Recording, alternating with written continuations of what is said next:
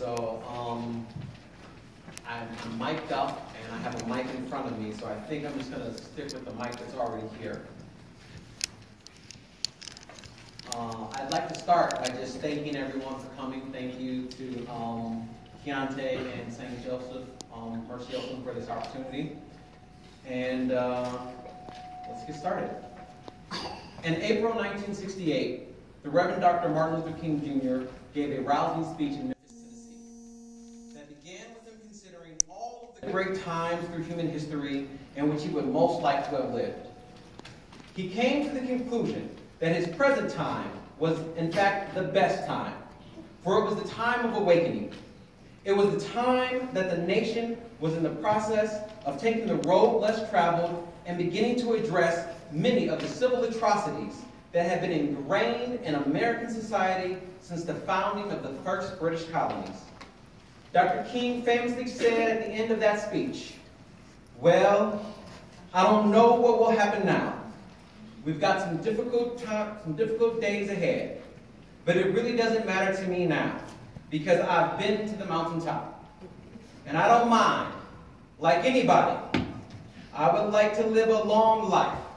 Longevity has its place, but I'm not concerned about that now. I just want to do God's will, and He's allowed me to go to the mountaintop. And I've looked over, and I have seen the promised land. I may not get there with you, but I want you to know tonight that we as a people will get to the promised land." I'd like to talk to you today about the view from the top of the mountain. With all that is still happening today, it is difficult, near impossible to say that we have arrived at the promised land. It seems that we are daily learning of new allegations of racial profiling, government officials mistreating whole classes of individuals simply because they believe differently, and the list continues. But as Dr. King alluded in his prolific speech, the beauty of the day is not in reaching the promised land, but in the view from the top of the mountain. Today, more than ever, we can see institutionalized racism being called into question when the city of Chicago pays $500 million to victims of police brutality. We can visualize what America could be when a conservative Supreme Court strikes down arbitrary laws of separation, and we can imagine a path to equality when we look at a black man leading the free world. But this is not enough.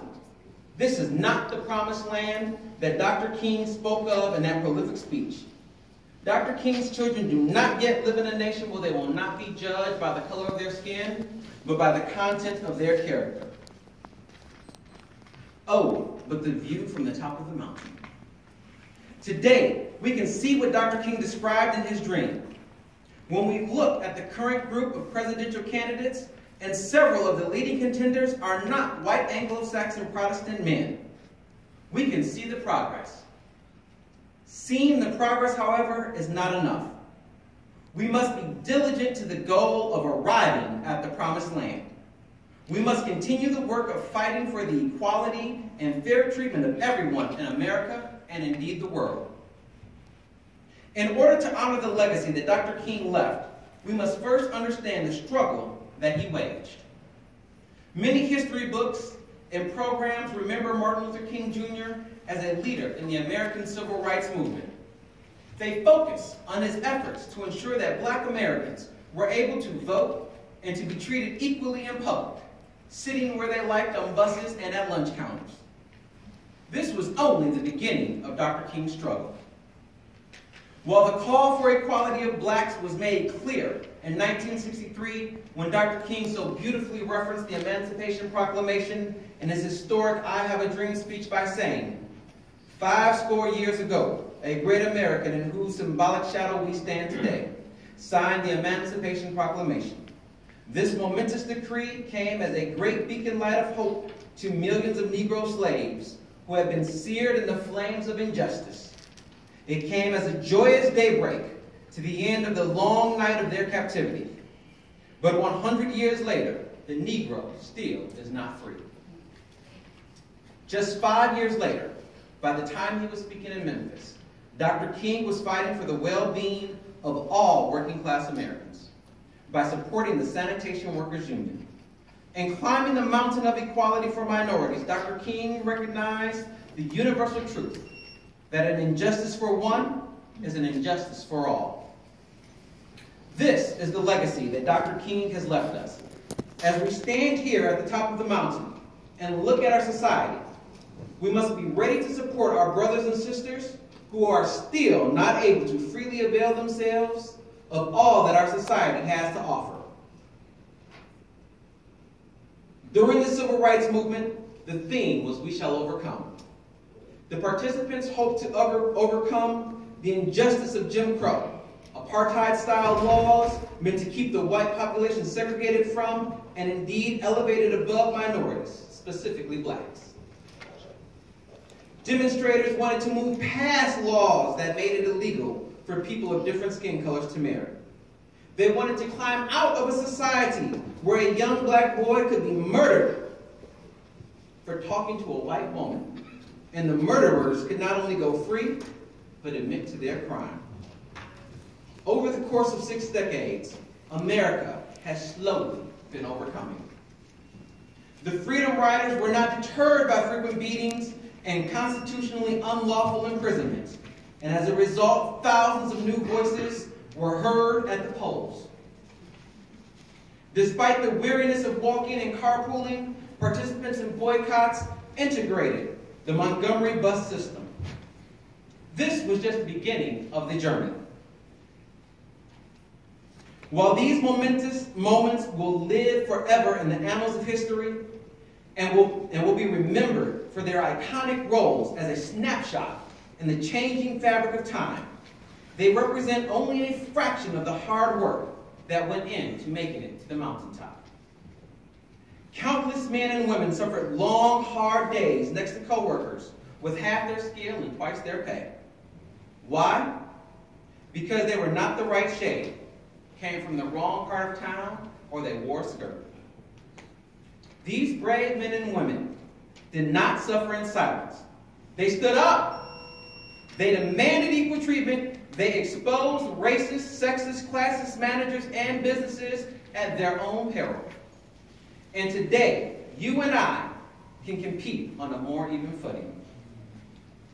Many a glass ceiling has been shattered, and today we all have an unobstructed view of paradise. Oh, the view from the mountaintop is a wonderful legacy that Dr. King has left for us. To honor this legacy, we must not be silent when our colleagues are mistreated. As we stand here, I am asking all of us to fortify ourselves, for the top of the mountain is not the end of the journey. Now that we, like Dr. King, have seen the promised land, it is on us to finish the journey. We must make it to the Valley of Paradise. We may not face the dogs and water hoses of Bull Connor. We may not march on Washington and be carried to the jails of Selma. But we must support one another as we begin the long march to the valley. We must not succumb to complacency. Dr. King did not reach paradise because he died on the journey. If we are to honor his legacy, we must not be satisfied with staying where we are, but we must move society forward. We must make our own sacrifices against the injustices that remain. We must not give in to hatred and fear. We must speak. We must speak up when our neighbors are unjustly accused of wrongdoing because they are of a different faith. Decency and dignity require that we call out those who would underpay women by spending our dollars elsewhere. And when our politicians and the media tell us to be afraid of one another because of the pigmentation of our skin is different, we are required to recognize the true enemies of our journey: hatred, bigotry, and ignorance. We must not only tolerate, but embrace the differences of others. for it is the variety that makes the view from the mountain so beautiful. Look around you today. Know that you are in the midst of a myriad of faiths, ethnicities, genders, income brackets, national origins, orientations, and so much more. Look around. Get to know your neighbor. For those of us who are here today are friends. We are comrades on a journey which cannot be completed alone. So in closing, I implore everyone here to consider these final words from Dr. Martin Luther King Jr.